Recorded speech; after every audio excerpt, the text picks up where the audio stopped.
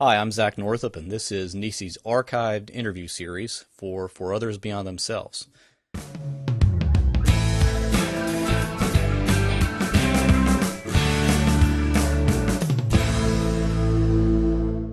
following interview was conducted in 2004 with members of the 30th Mechanized Infantry Brigade at Fort Bragg, North Carolina.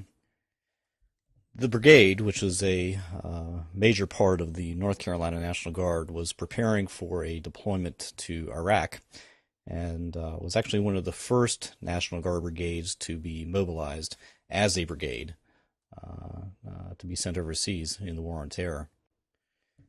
This particular interview was with a captain named Buck Rogers, Captain Buck Rogers. Yes, that is actually his name. Buck and I served as lieutenants together in the early 90s, and he is a 25-year plus veteran of the Army and Army National Guard. He originally got his start in the service as a Special Forces medic many, many years ago, and he talks about that in the interview. So this is Buck's story. When you first heard that the brigade was going to be mobilized, what was your first thought? My first thought was we've got a lot of work to do. In what way? Just logistics-wise, vehicle maintenance-wise. Most of these armories just going through the bins and the buildings and the extra storage areas of just stuff. And really, three things that I've always have always addressed and continue to preach, especially in HAC, is property, load plans, and pre-combat checks. And those three things still seem to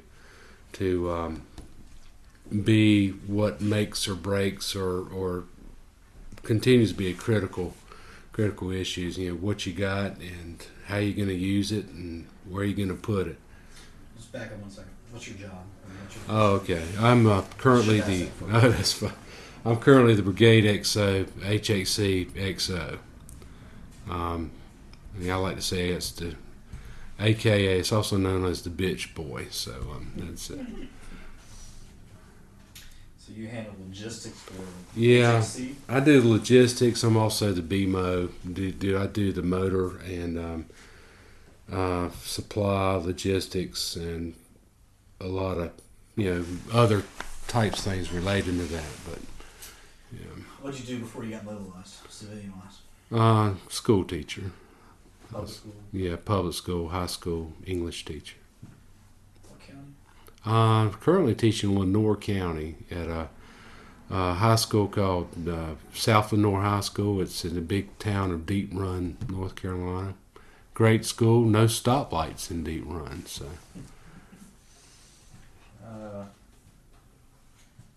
Prior to the mobilization, did you ever suspect that you would be mobilized for 18 months?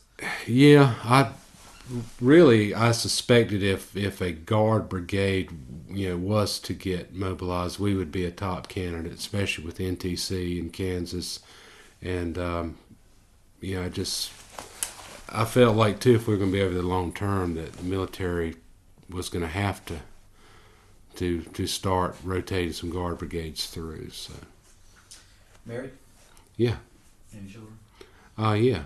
Really? Yeah. I have a 3-year-old little girl we adopted from China this past August, so I haven't had a whole lot of time with her. How long have you been married? 7 years. What does your wife think? She wants me home. She supports she supports me and supports what I'm doing. I think, like a lot of people, she questions the actual necessity of us having to go over, but she's supportive. Do you have those questions? From her? No, the necessity of going over those questions. Do I have those questions? Questions you ask yourself? Not really. I see us, following orders. This is what I'm here to do. If the president or the Army says go wherever, that's part of why I'm here. How long you been in the military? Around 20 years. 20 years. Yeah. Before military job wise, I mean, weren't you special? Yeah, I was forces? special forces. Early 80s. I was a medic on an A team.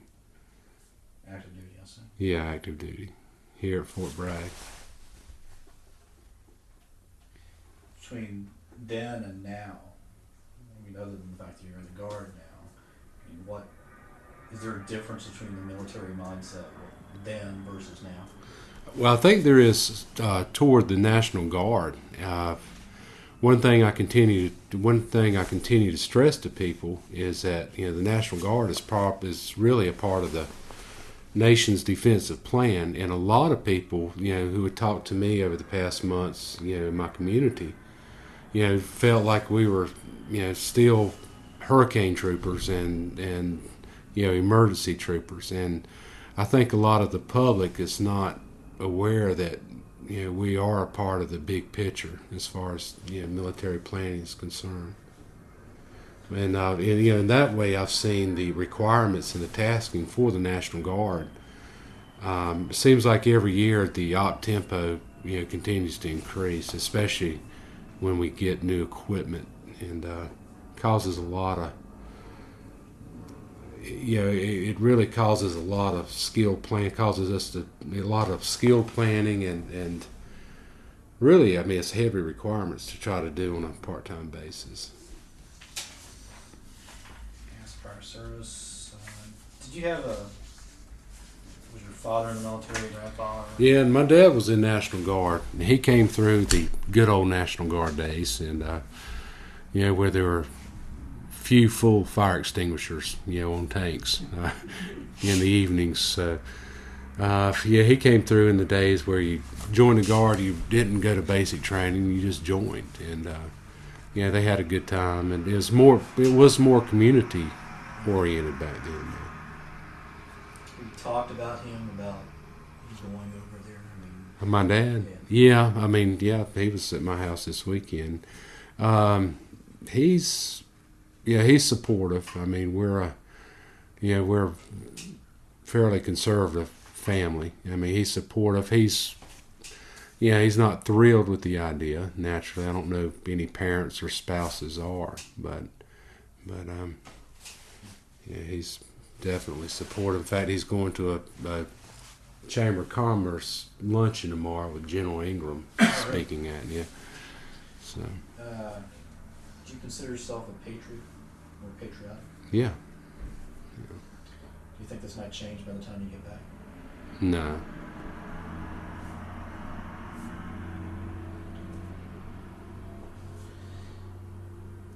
When you first learned of the deployment, did you ever think about trying to stay home? No. The gist of that question is, some people out there Yeah. say that Oh, yeah. the guardsmen don't want to go. They'll do Yeah, there are a couple of them. Yeah, we've had a few in the company who had alternate plans. So What happened to those guys? I mean, they were forced, they were basically told they have to go. some of them, we had a couple who were, mental evaluations. Had one that actually went AWOL and is now at Fort Knox, the Fort Knox Correctional Facility. Because we processed him, for AWOL and ultimately desertion after so many days. We had a couple who were kind of borderline health cases, borderline, I guess, psychological eval or family care issues. The family care issues with some soldiers were the most legitimate, because some soldiers did have situations that they had to stay at home. You think you'll stay in the Guard after you get back? Yeah, especially if I'm a public school teacher right now. I'll have to stay in. Yeah. Okay, other than pay, is there some other reason that would keep you in the Guard? Well, I enjoy it. I really enjoy the Guard, especially with the likes of Putney, running around. But it's I actually enjoy it. I mean, it can be a pain now and then, but I figured, after this deployment, the National Guard ought to be regular weekends and 2 weeks here ought to be nice, easy. The only thing that would keep me from doing it would be, family considerations. If, my wife and really wanted me to, just take retirement. As you look ahead, what's facing you guys in Iraq? What are you most concerned about? As far as this coming deployment, really, soldier-wise, one of the things that I like to stress and don't stress enough is that soldiers have to take responsibility for themselves. I mean, I still have E7s and O3s, for example, coming up saying, "Hey, I don't have my chemical suit," and I can't. At some point, we have a lot of leader issues that they have, on the junior leadership level, who have to take charge of their own sections and their own lives and their own day-to-day existence, because the Army's not the magic fairy that's going to hand out everything that you need at a moment's notice. Along those lines, I mean, do you think the leadership of the brigade, based on solely what you've seen, are they prepared for what's going on? I believe they are. I believe it's always a hindsight 2020 issue. We get frustrated at my level of getting fragos with information that we should have gotten a month ago. But I don't think the brigade, I think they give the information as they get it themselves. So planning-wise, it's been frustrating, planning-wise, and it's load planning-wise, telling soldiers, well, do we bring 3 meal vans worth of tents? Do we need them or do we not need them? That sort of thing. And some things we just don't know. So we have to really overcompensate planning-wise. How do you think you'll react if one of your soldiers or friends gets killed? Well, you'd certainly be sorrowful. Have you thought about that? Yeah. I mean, I want us to be able to address their family care, their side, the state side family part is what I'm very concerned about. That we are very, I don't want to say pragmatic, but that we're very accommodating, National Guard wise, those who are stateside, with everything they can do with the family. And I'm certain that there'll be it'll be a shocking experience for everyone in the unit, and I want us to be able to move on and drive on with the mission and really learn. Although you can't really compensate for that life, but I think we can do everything we can stateside for their families. Do you think it's likely that someone from the brigade will get killed? I think our area of operation is, safer than some, if safe's a word you can use. Maybe it's not as active as some, IED wise and guerrilla wise, but that doesn't mean that it can't become a primary target. I think if we, like any mission, as soon as you stop doing the things that you know to do, pre-combat checks, and once you stop doing the basics every day, that's when your life expectancy starts dropping.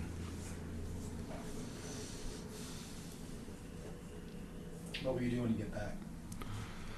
Well, I think my wife and my daughter and we're going to go to Grandfather's Mountain, and so my little girl can see Mildred's kinfolk, Mildred the Bear's kinfolk, and I'm going to play a lot of guitar and a lot more banjo, and maybe read a book, and maybe possibly have a scotch or two. So that's my plan. Maybe 3. I don't. I asked Wayne this question, but some people have said there's a historian named Keegan who said that there are some people in this world who are predisposed to serving in the military. It's just in their genetic code that that's what they're built for. Do you think you're one of those individuals? Yeah, I've always seemed to do well in the military, and I've always seemed to wind up there, whether I intended to or not. And I think What does that mean? yeah, I think I started with the Boy Scouts, wearing the uniform, but I've always enjoyed it. So I've just, it's always kind of been a part. I had a couple years in college there when I was not in the Army, and you were not in the National Guard, and those were wasted years because I wasn't getting paid on the weekends. But no, I enjoy it. I mean, I know sooner or later I'm going to retire and just do the full-time civilian thing. But, Jump into training. Do you think, how would you describe the training you've received since being in? It's been good. From an HHC perspective, good analogy, running HHC, and you've probably heard an analogy, is like herding cats. And, we have so many different sections that do different things. It's hard to be consistent across the board. And, HHC will never be an infantry company. But for the most part, I think we've been about 50% on our overall ability to train wholly as a unit. Still, no matter what training we lay on, if you have half the company there, you're doing good, because the general's going to do general stuff, and the DBC and all these other sections. But what I've experienced of the training provided by the TSB, it's been good training. I mean, when we've actually been able to be there. Do you think your company is prepared for the mission that's getting ready to go down? I think we're as prepared as we can be. I think the problem, like I've iterated earlier, is personal discipline issues with leadership up and down. Now, captains, sergeants up and down, just taking full responsibility for themselves and for their sections, and realizing that the magic Army fairy really ain't there. And if you don't take charge and check somebody's rucksack or check somebody's weapon, it ain't gonna get done. Is that, there's problems in HAC, is that born out of the lack of, the fact that they're combat support and combat service support people, or is it? I think it's born out of the fact that several years each section's used to just going and doing its own thing. The 2 and 3 shop, I mean, they're used to setting up for a warfighter exercise and putting post-it notes on boards, and at NTC it was hell trying to convince these guys that, hey, you really do need to dig a foxhole, and your nice little tot can get run over here real easy. And so some of those soldier skills, the JAG's not real fond of digging foxholes. I mean, this is what we're dealing with. The one shop, all these special shops that you need to pull personnel from to support, basic soldier things like security. For some reason, everybody seems to have tunnel vision, and they feel they're excluded from, participating. Oh, well, PAO. I mean, y'all, they're their own section, and so once you divvy up everybody, you have the cooks and maintenance, and a few others, and they can't carry the whole company. There's been a lot of stories in the press about National Guard not getting all the equipment it needs to do its job, and again, just solely focused on HHC 30th Brigade. Do you guys have all the equipment you need? We're short some IRK items that, according to the property book, we're supposed to have. Now, when I check with those sections, they'll look at that item as from the MTO, and they say, we won't use that, and we'll never use that. So, from that standpoint, we do have what we need. Now, there are some issues, equipment-wise. For example, deuce and a half trucks. The Magic Army ferry is supposed to replace all those with nice 5 tons. With course, M66 ring mounts and everything ready to go. Some of these things haven't happened. Supposed to happen in theater. The Magic Fairy's supposed to be there when I get to Kuwait next week. But other equipment issues, filling equipment orders have come a day late and $1 short. For example, we'll get equipment we needed, to go on a meal van, weeks after the meal vans have left. So, also basic things like parts tracking. Orders tracking has been very problematic since we've been here, because we'll order through our MMC. We'll order a part for a Humvee. Well, the MMC will order it, and it'll go through the 24th ID or the GSU, and we never have control over whether or not that part's going to actually come. And so trying to get a good status of what's coming or what's not. So it's problematic. So every day when you go to the Class 2 or Class 9 warehouse, it's like looking at a Christmas stocking to see, And so I'm not able to tell the commander, this generator is going to be here in 3 days. I've not been able to give him that kind of information. And that's been problematic. Class 2, all these expendable orders has been a problem from the get-go. And it was a problem with the state. So, it's... trying to get enough pens or paper clips or, portable showers. So. Last question. Percentage-wise, in terms of your equipment you think you need to go to war, would you think you have 30% of it, 50% of it, 80% of it, 90% of it? 85. 85. And a lot of the onesies and twosies things are hurting us. For example, in HHC, we're the melting pot quite often for personnel. Well, I only have so many M16s in the arms room. And when I have 15 more bodies magically attached to an HHC, I can't equip them, or with protective masks. So, that's the point with like M4 carbines. We have 2 M4s in this company, and those are for our 88 drivers. Back in Shiloh, we were authorized the SAW. Yeah. And we never saw them. Oh yeah, we have those now. But javelins. Not seen one. Not seen one. With HHC one, although some of that stuff some of that equipment we have been getting. The 240 Bravos and machine guns. Now the brigade has fielded those, and NGB has supported that.